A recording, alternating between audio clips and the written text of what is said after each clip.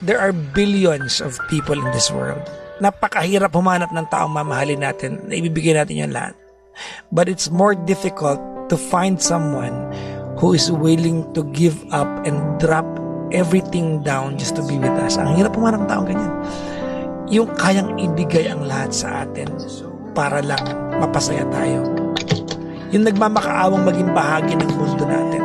And sometimes, these are the people that we take for granted. Kasi nasanay tayo na lagi naman sila andyan eh. But the easiest people to take for granted are the people who are always available. And the only time that we realize the value of these people ay pag wala na siya. Nag-iba na yung nakikinabang sa atensyon na dati tayo nakakakuha.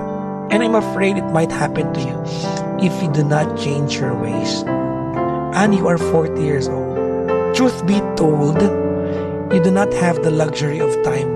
Wala kang mahabang panahon sa mundong ito para humanap ng tao magpaparamdam na sobrang ganda mo at hinahanap ka palagi. Kung pride lang to, baba mo na yan.